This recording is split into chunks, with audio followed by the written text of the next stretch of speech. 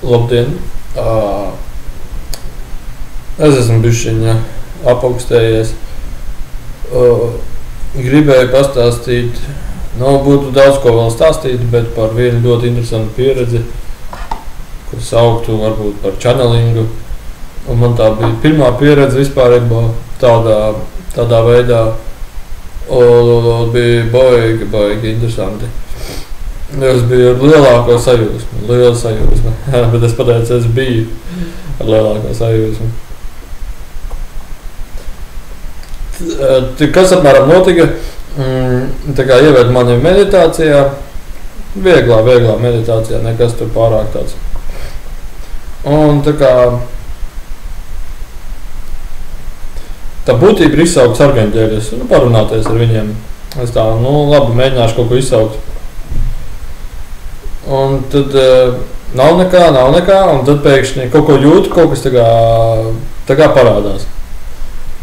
Un tad tas dialogs iet uz to, ka man it kā jāprasa par manām iepriekšējām dzīvēm, bet man iepriekšējās dzīves vispār neinteresē. Man ir jāprasa par kāds ir manas sūtība dzīvē un kaut kas tāds, bet man tas arī neinteresē. Un tad tā sajūta parādās tā kā vēl viens kaut kas iekšā kas ir. Un tas saka, tev viņai, mums ir jāuzdod jautājumi. Es tā esmu sāk smieties, es taču neprasīšu tagad, stop, beidz uzdod jautājumus, es tev uzdošu. Tagad, beidz man uzdod jautājumus, es tev uzdošu jautājumus. Un tad uzstāju, viņai ir jāuzdod jautājumi. Es tā, labi, tad uzdod tu jautājumus. Un tad tur uzdod pāris jautājumus, uz kuriem tā kā baigi interesanti atbildes nāk tā kā sajūta. Pirmais jautājums, ko viņi prasīja, bija, kāda ir mana sūtība šajā dzīvē. Tad atbilde bija tulkot. Pirmā atbilde bija mācīties. Un tad mācīties, ko atbilde bija tulkot. Un tad ko tulkot? Informāciju. Un tas bija ļoti smieklīgi, jo tad es tā kā fonā sēžu, sevi iekšā fonā, bet ir vēl viens kas visu laiku šitā kustās, viss ķermenis pats kustās tā. Man liekas, pat ir ieraksts, bet man nav ieraksts. Un vai ir vēl jautājumi? Tad tā kā, it kā nav, varētu beigt. Tad tā, es zinu, ka ir jautājumi, vai nav jautājumi. Tad tā, ir jautājumi, jā. Tad tā, kāds ir jautājums? Bija jautājums, un atbilde bija tāda, kad tas palīdz tev iepazīt visumā jaunākus un atsevišķus laukus, tā kā izplast zināšanas un saprast daudz ko vairāk. Bet stāsts ir ne par to, stāsts ir par to pašu pieredzi, ka tas ir kaut kas ļoti interesants. Pirmkārt, nāk iekšā, ar channelingu visi jau nodarbojas. Visas idejas, jaunas idejas, kaut kādas gudras idejas, ģeniālas idejas, vai, teiksim, es esmu rakstnieks, man ļoti patīk rakstīt. Viņas nāk iekšā caur kaut ko no augšas. Un tajā brīdī, kad man tas notiek, bija tā, es sēžu, un es jūtu virs galvas ir tā kā saule un tunelis. Un tad bija jautājums, vai viņi var nonākt lejā. Un tad nenāks neviens lejā. Kāpēc? Tāpēc, kad pārāk tālu un pārāk atšķirīgi nenāks neviens lejā. Labi, tad tulkosim informāciju, kas nāk cauri. Tad tulkosim. Un tad uznāk tā persona uzdod jautājumu, un tajā brīdī, kad tā persona uzdod jautājumu, ir pilnīga nolasīšana. Viss apmēram, kas tā personai ir riņķī, un ir tā kā iešana viņā iekšā. Nevis viņā iekšā iešana, bet tajā informācijā iekšā. Tad ir tā kā jautājums noklausīts. Tad ir nedaudz man sarunā ar kaut kādām caur sajūtām, apmēram, ko tas nozīmē. Un vēl man ir jādara tas, ka, ja neviens neuzdod jautājumus, man ir jāsaka, uzdodiet jautājumus. Viņš, kas tas arī bija, es nezinu, gaida un grib kaut ko jums pastāstīt, apmaiņā pret informāciju. Drīzāk tā, informāciju, ko viņš dos, viņš grib iemainīt pret tām sajūtām, kāds ir otrs cilvēks. Kad, ja otrs cilvēks ir šausmīgi priecīgs, tad viņam sagādā arī šausmīgi lielu prieku, un viņš ar lielu prieku ļoti labi pastāst to kaut ko. Ja otrs ir ļoti bēdīgs, tad viņš ir ar ļoti lielu sajūsmi izbauda, kā tas ir būt bēdīgam, un dod pretīm to, ka informācija dod pretīm.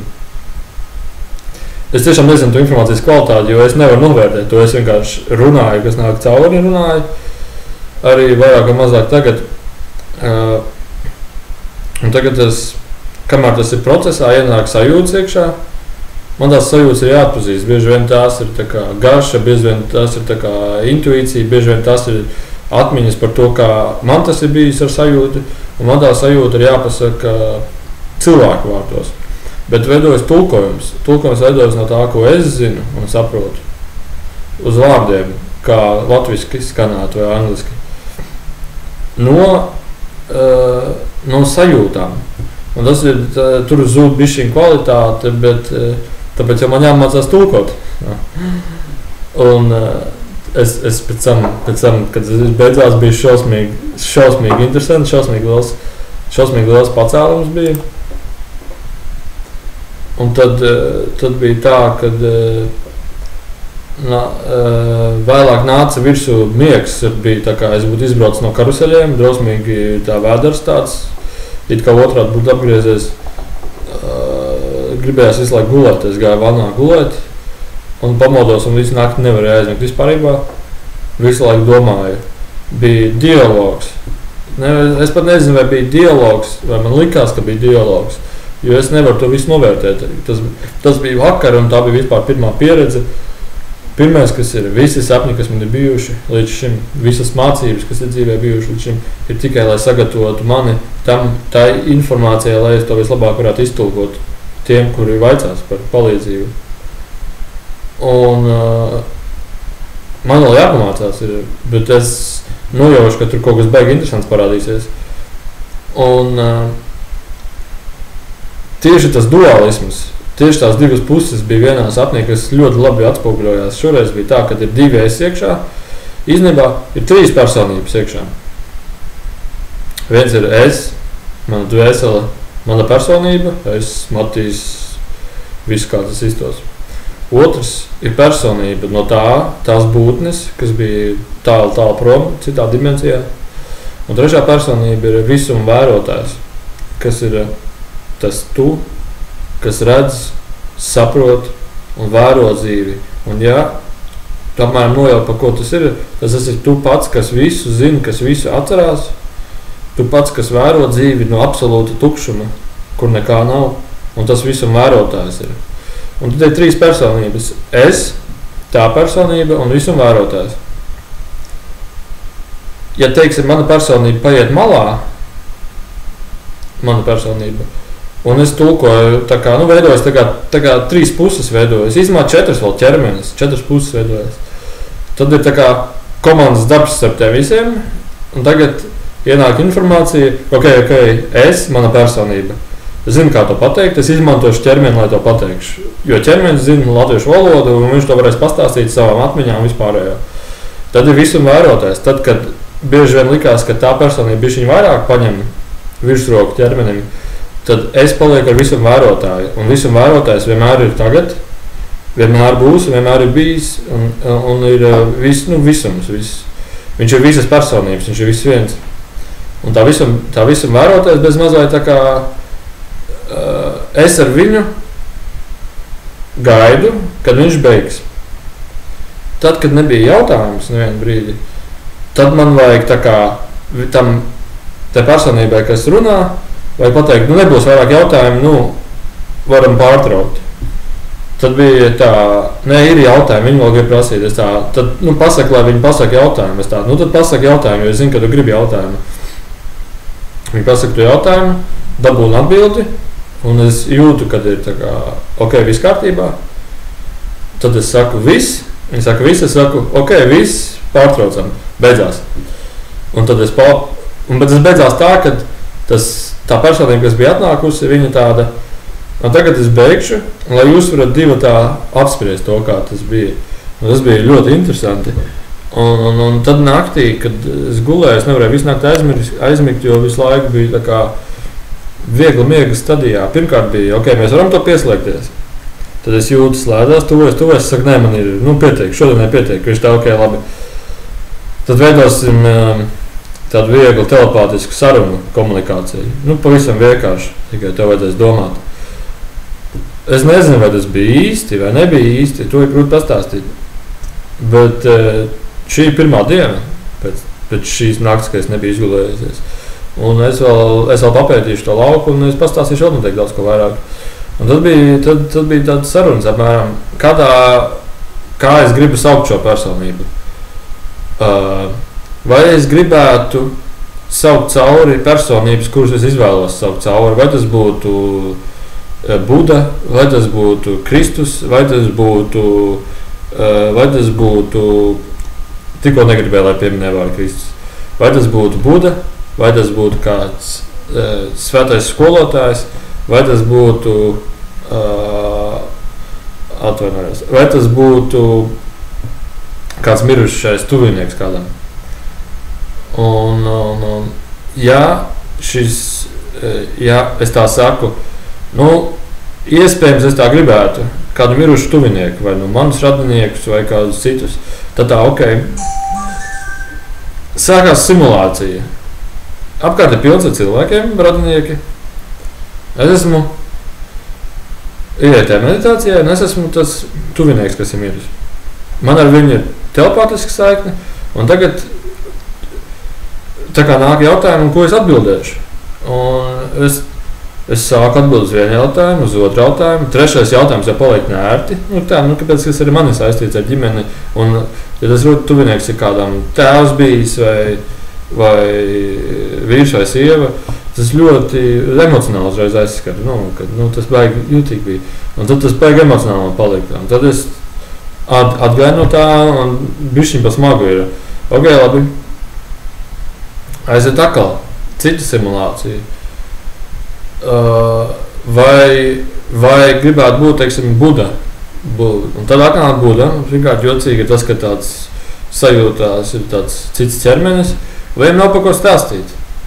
Jo viņš saka to, ka tas viss ir bijis.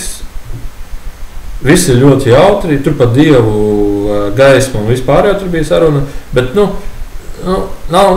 tēmas, par ko runāt. Tur jums nav pirmkārt ko prasīt, jo tas, ko jūs prasīsiet, būs saistīts ar mani, kas bija tad, kam vispār nav nozīmes.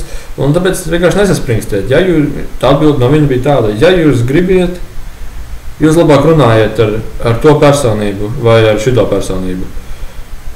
Viņi jums labāk pastāstīs, un es dodos atpakaļ tajā gaismā, un man tur ir labi. Un kaut kā uz to pusi tas bija. Tas nebija tieši tā, kā es pastāstīju. Tas bija vēl vairāk, un to vēl vairāk ir grūti pastāstīt.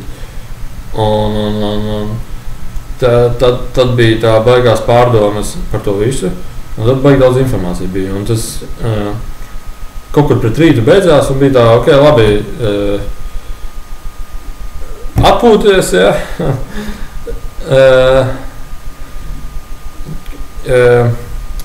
Bija kaut kā man likās, ka viņi saprata, ka vēl vairāk laiku man vajag, ka nav tā, ka es jau rītu līdz sākšu, bet vēl vairāk laiku vajag un skatīsies, kas tad notiksies un kas bija. Bet visā visumā tā bija ļoti interesanta pieredze un es biju tādā sajūsmā, bet tagad esmu neizgulējies un es īstenībā pat nezinu, ko domāt. Galvenais, ko es domāju, tagad ir palikt tā līdzsvarā, atcerēties, kāds es biju pirms tā visa un palikt ar to. Un ja arī kaut kas nāks cauri, tad visu laiku pievērst tam uzmanību tieši, kas tajā brīdī notiek un nezaudēt kontroli.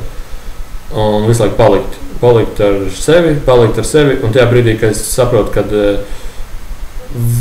vai tie, kas klausās, saprot, ka pietiek, tad ir pietiek, paldies un varbūt šodien pa ilgu, varbūt tēma pa sensitīvu. Ko es sapratu no tiem, kas nāca cauri informācija? Es neteikšu, ka tur kaut kas nāca cauri, es teicu, informācija nāca cauri. Ko es sapratu no tās informācijas ir tas, ka tur ir tie gari kaut kādi no augstākām dimensijām, kuri neteiks pārāk daudz, kuri nestāstīs tev, kāda ir dzīve. Viņi ļaus pašiem jums turpināt savu dzīvi ar savu izvēli. tā informācija ļaus turpināt, nekā problēma. Vienīgais, ko viņi ar lielāko sajūsmu gribētu palīdzēt un darīt, ir, ja jums ir kāds jautājums, kas saistīts ar jūsu izzināšanu, ka jūs gribat izzināt savu dzīvi, ka jūs gribat saprast, ko dzīve ar jums to grib pateikt, vai kur ir manas problēmas, vai kāds ir mans dzīves sauciens, vai kāda ir manas dzīves misija, un vēl vairāk jautājumu, viņi ar lielāko sajūsmu atbildēs un ar lielāko prieku palīdzēs. Tikai neiejaucoties. Piemēram, ja man uzdotu mans radinieks man jautājumus, es zinātu viņus, un ja nāktu atbildes cauri, viņš neteiktu visas atbildes tā, lai es nezinātu to. Jo tad, ja es to zināšu kaut ko man nevajadzētu zināt, tad es mainīšu to, kā es skatos uz to cilvēku, uz to radinieku. Un tas tā kā izmainīs mūsu tās attiecības. Un ļoti daudz informācijas saistīt uz to pusi, tā kā vienkārši, lai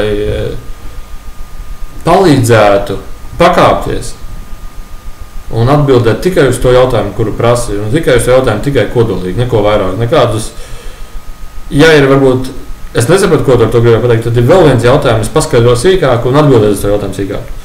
Un tas ir, laikam, tas uzdevums, un man uzdevums tad bija tāds tulkot to visu saprotamā valodā.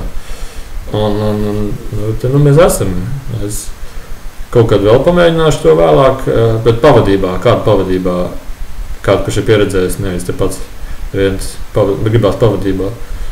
Un tad, kad kaut kāda tur pavērsies, tā informācija būs ļoti noderīga, tad es ar lielāko prieku arī jums to stāstīšu.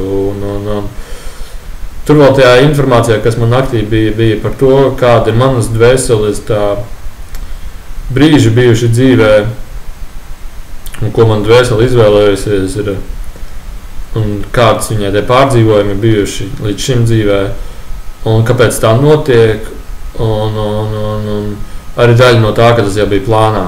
Un kaut kas uz to pusi, bet tas tiešām bija tā telepātisks sarunas tādas vairākas, kuras es pagaidām uzskatītu par lietu, par ko jāpārliecinās, bet tas bija šausmīgi interesanti. Un jums par channelingu. Visi aforismi, kas ir rakstīti pirms tam, ir bijuši channelings, lai es iemācītos pats saprast, kā visums darbojās. Un tajā brīdī, kad tā informācija nāks cauri, es ļoti viegli varēšu iztulkot to visu, jo es jau būšu sapratis, kā visums darbojās, un man būs ļoti viegli pastāstīt par to savos vārdos. Un šausmīgi interesanti. Bon voyage!